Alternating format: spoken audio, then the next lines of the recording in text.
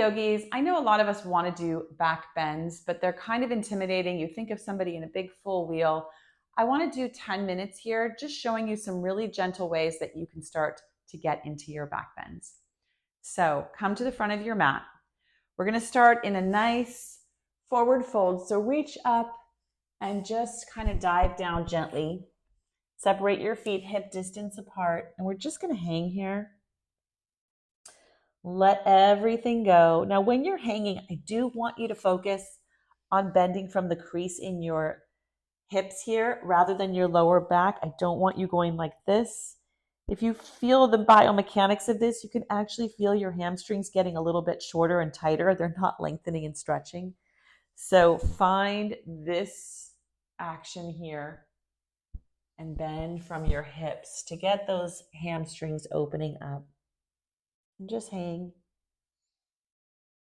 It's going to be a really gentle class, but maybe you're going to do things you didn't realize you could do. And I do want you to have your blocks handy. We're going to be using those for Camel. Walk your hands and your feet back, meeting me in down dog, and pedal it out. All right. Just bring your right leg forward and plant your left knee and inhale the arms up. From here, I want you to press your hands together. Just press your hands together. And then bend your arms, reaching your thumbs down your back. Pull your elbows in towards your head and just arch here. As you're arching, I don't want you to think about collapsing into your lower back. I want you to think about getting taller and then reaching back. And then you can extend your arms. You can put your thumbs and your index finger together and just reach back into this gentle back bend. Arms come down. Right leg comes back, chaturanga. You can go knees, chest, and chin, and then slither forward to a little baby cobra, another back bend. So here we're going to place our hands on the mat underneath our shoulders. And as you pull forward, you'll feel your body just pull forward here and just lift through the lower back. Pull the shoulders back and down. And then pull all the way back. Stretching out the lower back by pulling your hips to your feet. And press back into your down dog. Left leg comes between your hands. Drop the knee and tuck the toes. Inhale those arms up. Place them together like in a prayer above your arms, above your head, and then bend at the elbows and start to reach your thumbs down your back. You're going to feel a nice stretch in your triceps here when you do that. Press your elbows in towards your head like you're kind of like squeezing your head with your elbows. And then reach your arms up. Make a steeple with your thumbs and your index finger and reach back into this back bend. Not too far, reaching up and also reaching back. And arms come down. Left leg comes back. We're going to meet in a plank position. And then slowly lower your knees, your chest, and your chin and slither forward into your cobra again. Another back bend. Lift it up. So when we bend our back, it's nice to then come back and round our back. So we're building up that mobility and that flexibility in both directions and not putting too much pressure in either one. Press back into your down dog. Very nice. Right leg is going to come between your hands again. This time we're going to come up to a high lunge.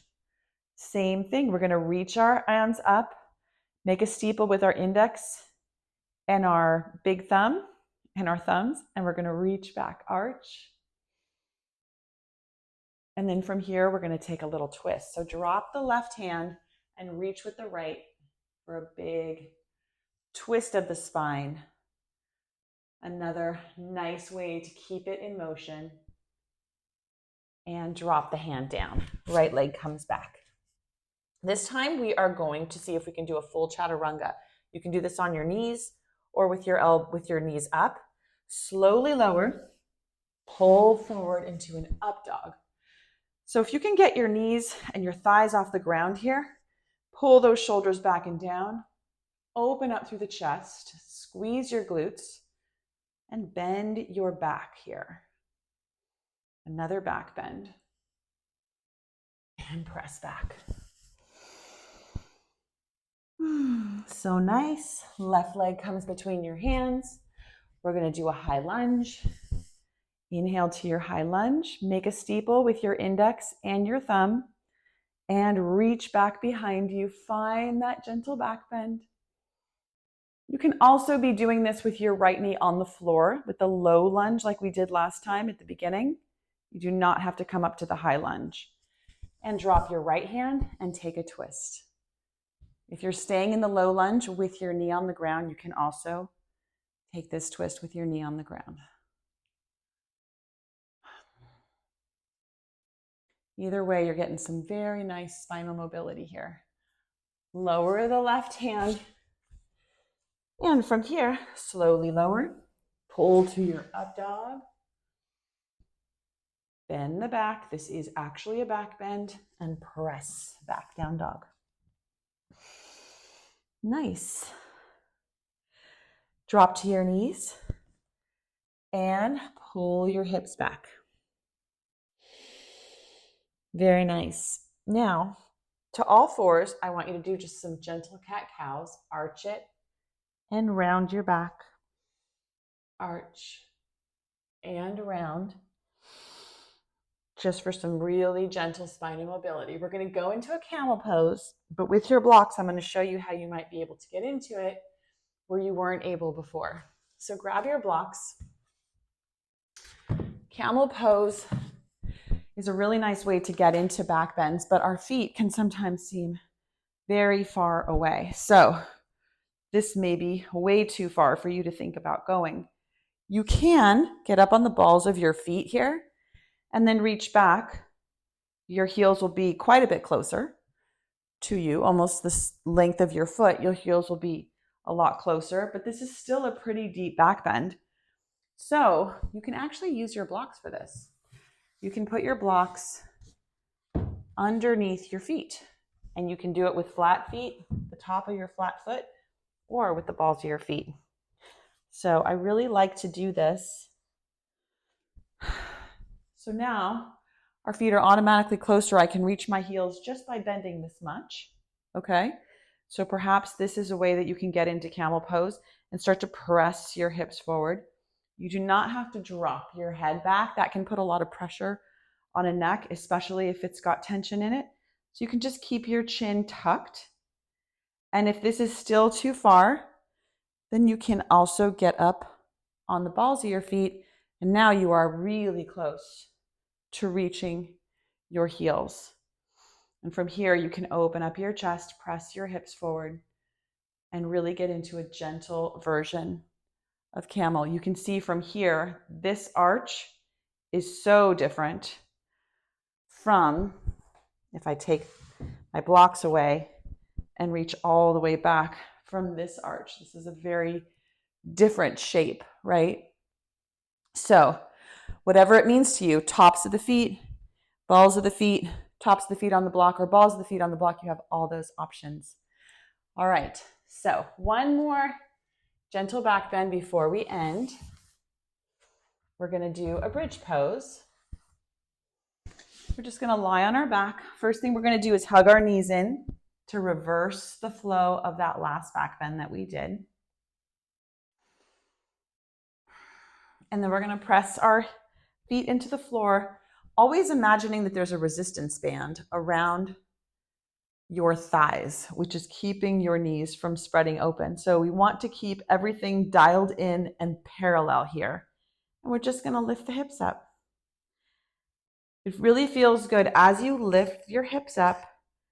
You drop your chin and you can feel your whole spinal column lengthen there.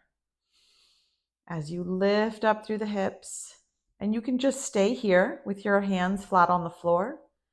This is a nice, gentle back bend. I'm pressing through the base of my big toes here so that my feet are not rolling to the outside, my knees are not spreading. That imaginary resistance band and pressing through the balls of your feet go hand in hand. And if you want to go a little bit deeper, you can clasp your hands here and roll up on top of your shoulder blades, pressing a little bit deeper. And you can see this is a lot deeper than this, right? So there's all these variations. Let's lower down out of this and hug our knees in. Very nice. Let's make some circles with our knees to the left, circles with our knees to the right. This was a lot for our lower back, maybe if you're not used to doing back bends, but you can just gently move into them in any of these ways. You can do a little gentle spinal twist here, if that feels like what your back might be wanting. And then also a forward fold is a great way to counteract a back bend because we're just bending it completely in the opposite direction. So if you're going to do forward fold, now we're rounding it over instead of arching it in the other direction. But I hope this class has taught you a few things about getting into your back bends, how to counter them, how to get into them gently, how to modify them for your own body. And you can like and subscribe for more content. See you later.